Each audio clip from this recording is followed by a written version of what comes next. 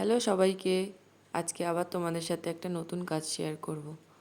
আশা করি তোমরা এই পাঞ্জাবিটা আগে দেখেছো। এটা আমার একটা পুরনো কাজ, তোমাদের দাদা ভাইয়ের জন্য বানিয়েছিলাম।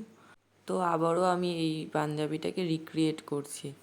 ওর একটা অনুষ্ঠান বাড়ি ছিল, তো তাই জন্য ভাবলাম যে এটার মধ্যে একটা হেভি কাজ করে দিই, তাহলে ও হয়তো পরে যেতে পারবে। আসলে বিয়ে বাড়ি ছিল, তো বিয়ে বাড়িতে পরার মতন পাঞ্জাবি কেনার থেকে হাতে বানানোটা বেশি পছন্দ করেও, তাই জন্য আমি ভাবলাম এটার মধ্যে ভালো করে হেভি কাজ করে দিই, যেরকম সাধারণত বিয়েবাড়ির পাঞ্জাবিগুলোতে থাকে সুতোর কাজ করা। তো আমি সেরকমই ডিজাইন কিছু একটা মাথায় ভেবে করা শুরু করেছি।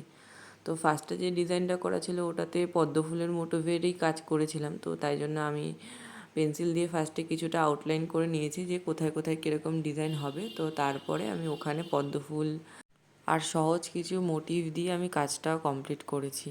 এখন যে ডিজাইনটা করতে দেখছো, এই ডিজাইনটা আমি কোথায় একটা যেন দেখেছিলাম, তো ওখান থেকে দেখে আমার বেশ ভালো লেগেছিলো, তাই আমি ভাবলাম এটাই করে দিই, তাহলে ভরাট কাজ লাগবে।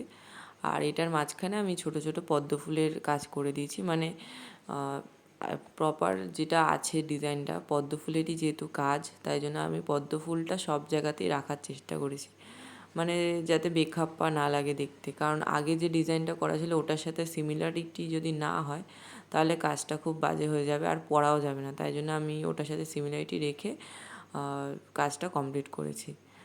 তো তারপরে ভিডিও করার সময় তো আমি বুঝতে পারিনি, এখন দেখছি এডিট করতে বসে যে আমি ক্যামেরাটা বসিয়েছিলাম উল্টো দিকে। তো তার জন্য আমার যে মোটিভগুলো করেছি বা যে ডিজাইনগুলো করেছি ওই ডিজাইনগুলো কিছুটা ঢাকা পড়ে গেছে। তো নিচে আমি আম কলকা কলকা দিয়ে একটা ভরাট কাজ করেছি, সাবেকি কলকা যাকে বলে। তো সেটাও তো দেখতে পাচ্ছ যে তোমরা, মানে তোমাদেরকে দেখাতে পারছি না, মানে হাতের জন্য ঢাকা পড়ে গেছে, তার জন্য আমার খুবই খারাপ লাগছে।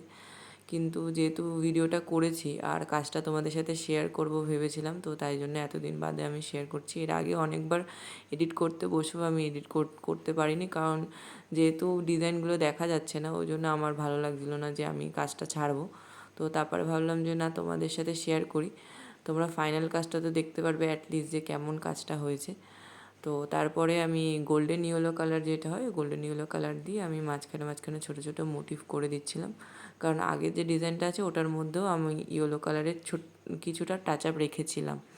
কারণ সাদার ওপর লাল ভালো লাগে, কিন্তু লালটা প্রচণ্ড একঘেয়েমি লাগছে চোখে, তো তাই জন্য হলুদ দিয়ে কাজ করেছি। তো দেখে নাও ফাইনাল লুক। সাইডের যে ডিজাইনটা আছে ওই ডিজাইনটার আমি আর ভিডিও নিতে পারিনি।